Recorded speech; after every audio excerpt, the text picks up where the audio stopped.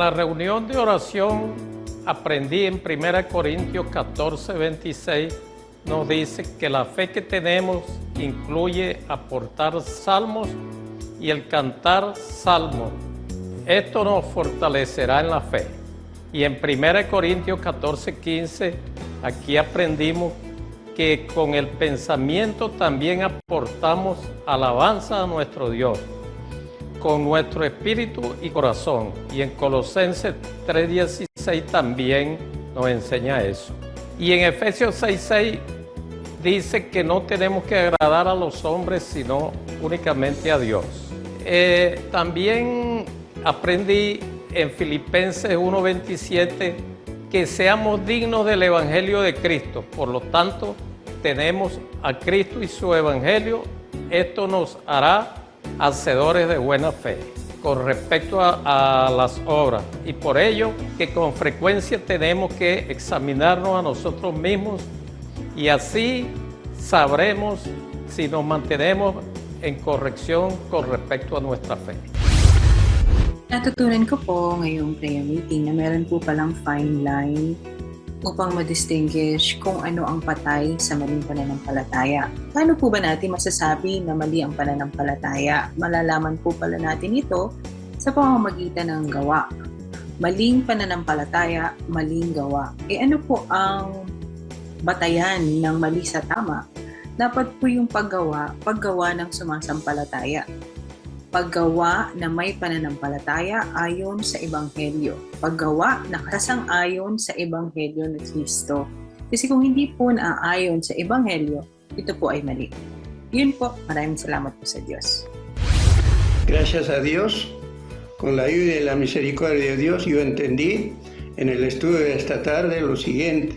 Santiago 2:26, así como el cuerpo está muerto si no tiene espíritu, la fe está muerta si no tiene obras. La fe correcta debe actuar junto con obras, según el Evangelio de Cristo, Filipenses 1:27. La fe incorrecta es actuar no conforme al Evangelio, Romanos 10:3, pues ignorando la justicia de Dios y procurando establecer lo suyo y no conforme a la ley de Cristo, porque el cumplimiento de la ley es Cristo. 1,000,000 de gracias a Dios. Thank you, Ego long God. Want them help him, na sorry belong God. Want him something milain him long lotu true long instruments belong him. Want him something mi harem long this topic. Want him kind belief you me kiss him. He got kind belief iday finish no got walk. You know one time all walk belief igyaman him walk belong igyaman. Also one him by you me all him past belief ikam long harim belong you me. Kind belief walk one time. Suppose belief no got walk iday finish. Believe he must behind him gospel belong Christ. You me one time can enough him righteousness belong God. Thank you, Ego long God. Hello po mga kapatid. So what I've learned from this week's prayer meeting is that just because you have faith doesn't automatically mean it's right. We have to remember that even the devil has faith. So for us to determine if one's faith is correct or not, we have to check their actions. Because just like what it says in Ephesians chapter 2 verse 10, sapagkat tayo kanyang gawa na nilalang kay Kristo Jesus para sa mabubuting gawa, na inihanda ng Diyos ng una upang siya'y natin lakaran.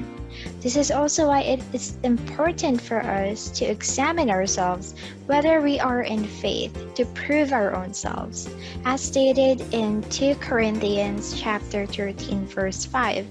Yun lang po, salamat sa Diyos. Gracias a Dios, lo que he aprendido hoy en la reunión de oración es la diferencia entre una fe muerta y una fe errónea. Una fe muerta, como aprendimos en la acción de gracias, es una fe que no tiene obras, como se dice en Santiago 2:26. Pero la fe errónea sí que tendrá obras, así que no estará muerta. Sin embargo, esas obras serán incorrectas, serán erróneas, porque están basadas en una fe errónea. ¿Y cómo sabemos que las obras son correctas o incorrectas? Pues las obras correctas serán las que sean según el Evangelio de Cristo, tal y como se menciona en Filipenses 1:27, con tal que sea vuestra manera de vivir digna del Evangelio de Cristo. Así que demostraremos que tenemos fe, una fe no muerta, con obras, y que estas obras sean las correctas, es decir, las que siguen el Evangelio, las que siguen la voluntad de Dios. Maraming salamat po sa Diyos. Salamat po sa Diyos mga kapatid sa muli pong pagkakataon na ang naunawa ko po sa ating prayer meeting tungkol po sa maling pananampalataya at sa tamang pananampalataya po ay ayon sa barometro po ng paggawa.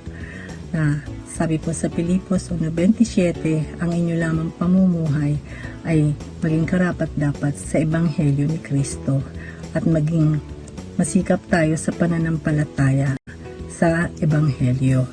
Bilang po mga Kristiyano na nasasakop po sa katwiran ng Diyos, dapat po nakikita sa atin ay ang paggawa na yung gawa na sumasampalataya sa Ebanghelyo na karapat-dapat kay Kristo.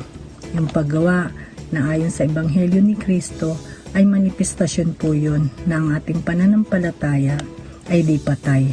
Ang buhay natin dapat ay ayon sa Ebanghelyo at nakalapat sa Ebanghelyo ni Kristo.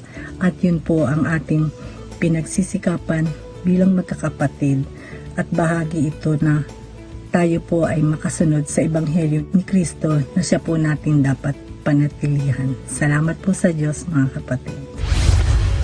Ang natutunan ko po sa ating paksang pinag-aralan na ayon po sa talatang 1 Korinto 14:26 na kapag po nagkakatipon ng bawat isa sa atin ay dapat mayroong isang awit, may isang aral, may isang pahayag, may wika, may isang pagkapaliwanag. Gawin po natin ang lahat ng bagay sa ikatitibay.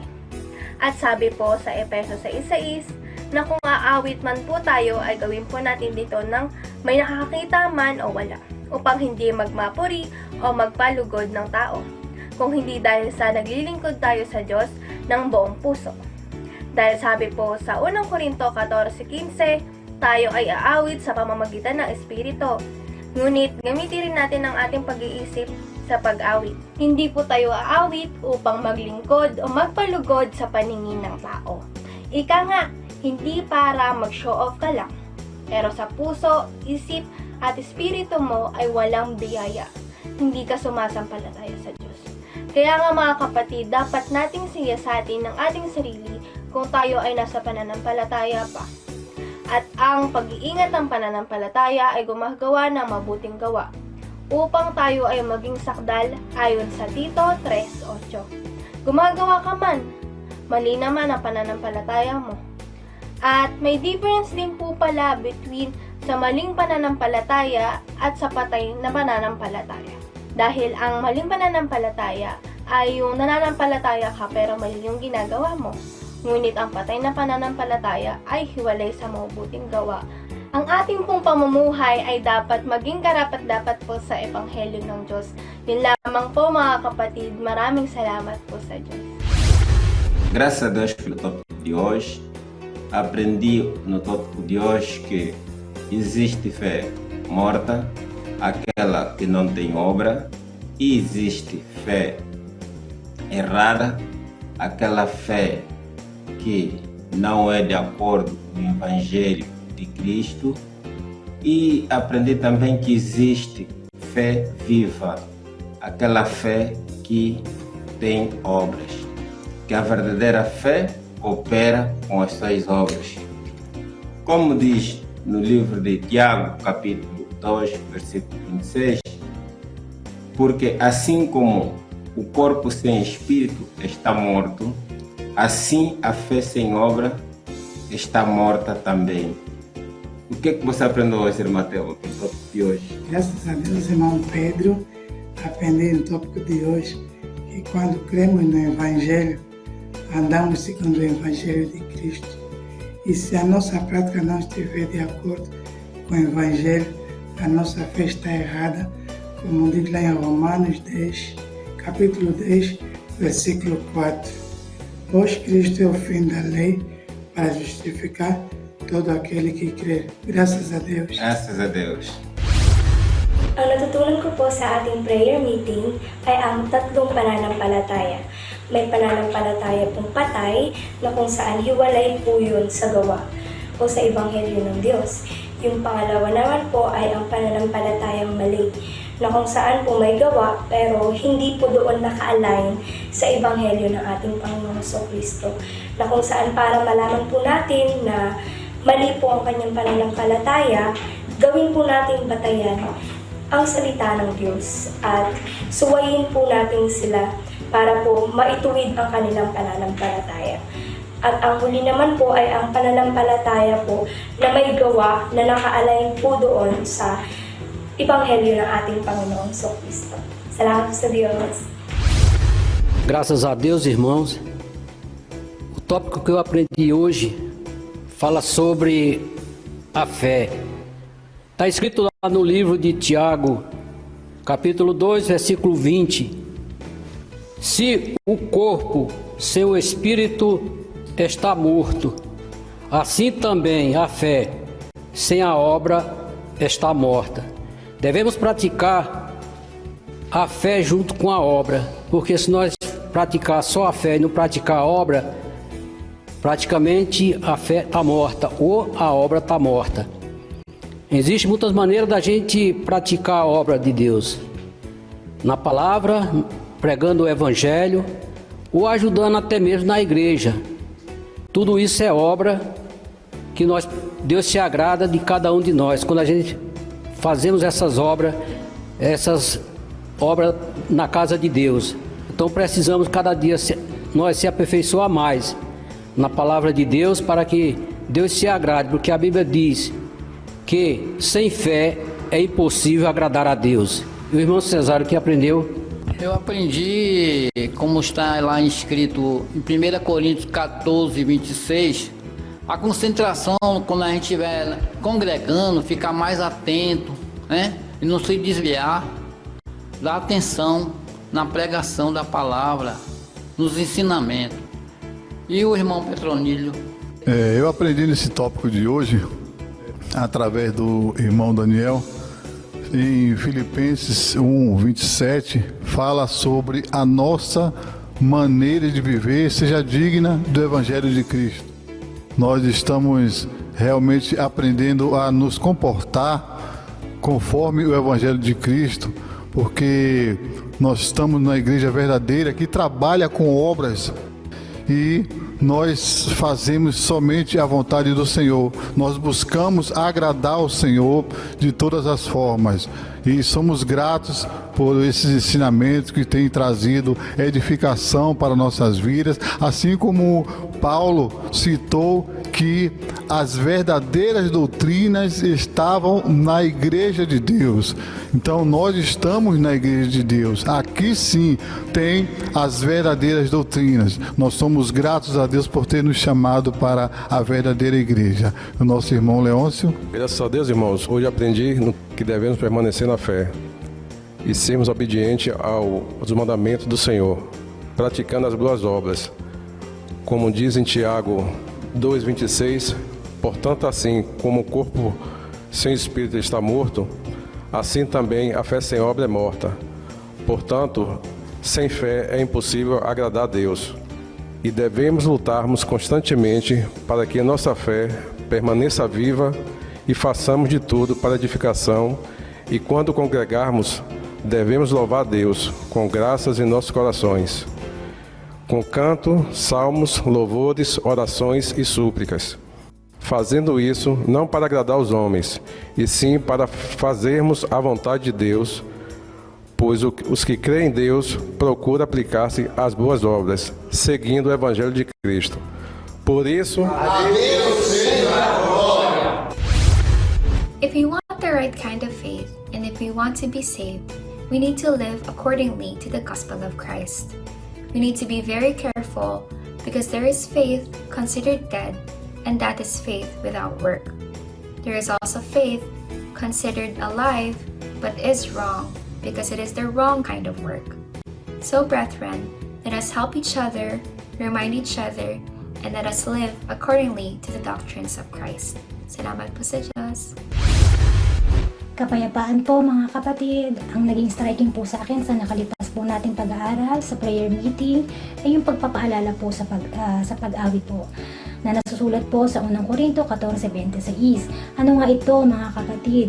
Pagka kayo na nagkakatipon, ang bawat isa sa inyo ay may isang awit, may isang aral, may isang pahayag, may wika, may isang pagpapaliwanag. Gawin ninyo ang lahat ng mga bagay sa ikatitibay. Dito po sa talatang ito mga kapatid, sinasabi po na sa tuwing tayo po ay nagkakatipon, kailangan meron po tayong isang awit. Ano po bang ibig sabihin ng isang awit mga kapatid? Ibig sabihin po, ang bawat isa po sa atin ay umaawit. Nasabi nga po ni Kuya, hindi lang po ito obligasyon ng mga choir. Obligasyon po natin ito mga kapatid. Bilang bahagi po ng katawan, obligasyon po natin ang pag-awit. Nasabi nga po, hindi naman po natin kailangan makipagsabayan po sa mga choir na kailangan po tayo rin po ay bibirit. Hindi po. Kailangan lang po tayo po ay awit na may biyaya po sa ating puso. Na kailangan po ay ito po ay ating nararamdaman at naiintindihan. At maaari din po tayong umawit sa pamamagitan po ng ating pag-iisip. Maging si Apostol Pablo man ay umawit po sa pamamagitan po ng kanyang pag-iisip na nasa 1 Corinto 14:15. At alalahanin po natin mga kapatid sa aral po na ating po tinanggap nung sumagot po tayo na kung sumasampalataya po tayo ng buong puso, isa po yun sa ating po sinampalatayanan mga kapatid ng buong puso, ang pag-awit po. Ligaya sa puso ang ating naramdamang muli sa ating pag-aaral ng mga katwiran at aral sa Biblia. Ang paalala ni Kuya sa ating magkakapatid. Mahalaga na tayo tumibay sa pananampalataya. Bahagi ng ikatitibay ng ating pananampalataya ay ang pakiisa natin sa pag-awit tuwing tayo nagkakatipon. Gaya ng ating mababasa sa 1 Corinto 14:26 na na-emphasize dito ang pag-awit na kung gagawin natin na may pag-ibig at may biyaya, ito'y magbubunga sa ikatitibay. Kaya dapat aawit tayo mula sa puso, sa espiritu at sa pag-iisip. Hindi sa paglilingkod sa paningin ng tao at magbibigay lugod sa mga tao. Pag-awit na nararamdaman at naiintindihan natin ang laman ng awit. Milyong salamat sa Diyos. ¿Cómo podemos saber que la fe es mala? Cuando vemos que sus obras son malas, porque aunque la persona tenga fe, pero si sus obras son malas, está en una fe incorrecta, porque la fe correcta, la fe viva, la fe justa, es la fe que vivimos mediante el Evangelio de Cristo. Mediante las obras hechas conforme al Evangelio de Cristo. Cuando nosotros cumplimos y hacemos las obras conforme al Evangelio de Cristo, estamos siendo justos y estamos en la fe correcta. Permanezcamos en esa fe, en la fe justa y en la fe correcta, como lo dice Filipenses 1:27.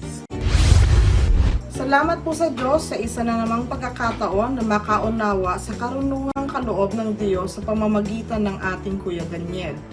Ang pananampalatayang may gawa pala ayon sa kalooban ng Diyos ay buhay. Masasabi nating ang pananampalataya ay mali kung gumagawa, ngunit ang gawa naman ay mali. Kaya dapat ito ay sinasaway. Ngunit kung hindi nagpapatuwid, ito ay nararapat na matakwil. Tulad po ng nasusulat sa Tito 3:10. Ang taong may maling pananampalataya pagkatapos ng una at ikalawang pagsaway ay itakwil mo. Dapat ay nagsisikap tayo sa pananampalatayang gumagawa ayon sa Ebanghelyo. Ang reference natin ay ang Ebanghelyo. Ang magiging manifestation kung ang pananampalataya ay buhay kung ito ay gumagawa ayon sa Ebanghelyo at hindi ayon sa ating sariling katuwiran. Ang ating pamumuhay ay mapagsikapan nating laging nakalapat ayon sa katotohanan ng Ebanghelyo ng ating Panginoong Hesukristo. Milyong salamat po sa Diyos. Ang naging striking po sa akin nitong prayer meeting ay na-distinguish po yung pananampalatayang patay o walang gawa at yung may maling pananampalataya. Dahil meron po pala na may pananampalataya naman pero iba po ang ginagawa. Yun po yung tinatawag na may maling pananampalataya na nakasaad sa Tito Tres Gis na dapat pong matakwil pagkatapos ng una at ikalawang pagsaway. Ang dapat po nating maging pananampalataya, yun naman pong nakasulat sa Filipos 1.27 na ang inyo lamang pamumuhay o paggawa ay maging karapat-dapat sa Ebanghelyo ni Kristo, na kayo'y mga kaisa ng kaluluwa na nangagsisikap sa pananampalataya sa Ebanghelyo. At para po sa ikatitibay ng ating pananampalataya sa Ebanghelyo ni Kristo, pinaalalahanan po tayo ni Kuya Daniel doon po sa 1 Korinto 14:26 na pagka tayo po ay nagkakatipon, ang bawat isa sa atin ay may awit. Sumabay po tayo palagi sa awitan tuwing nagkakatipon para po magawa natin ang lahat ng mga bagay sa ikatitibay. Salamat po ng marami sa Diyos. Bahagi ng ikatitibay ng ating pananampalataya ay ang ating pag-awit sa mga pagkakatipon. Hindi matututulan na ang pagiging masigla sa ating pakikipagkaisa sa ating mga pag-awit ay nagdudulot ng katatagan sa ating pananampalataya. At ang pag-awit na nararapat nating magawa ay pag-awit ng may biyaya sa puso at hindi ang pagpapakitang tao, kundi ang pagbibigay lugod sa Diyos. Sapagkat ito ay bahagi ng pampatibay sa pananampalatayang ating taglay-taglay. Ang pananampalatayang gumagawa ayon sa Ebanghelyo ng Panginoong Hesukristo. Kaya kapag ang pananampalataya ay hindi nakasang-ayon sa Ebanghelyo, nakatitiyak tayo ang gayon ay maling pananampalataya, sapagkat ang nararapat pagbatayan ng paggawa at pagtalima ng sinuman ay ang aral ng Ebanghelyo. At kung ang pananampalataya naman ay walang gawa, ang gayon ay patay na pananampalataya, sapagkat ang pananampalatayang kaloob ng Diyos ay pananampalatayang gumagawa, at ang paggawa ay nararapat na nakabatay sa Ebanghelyo ng Panginoong Hesukristo. At sa panibagong araw ng ating pakikinig ng mga katotohanan, naririto po si kapatid na Daniel Razon.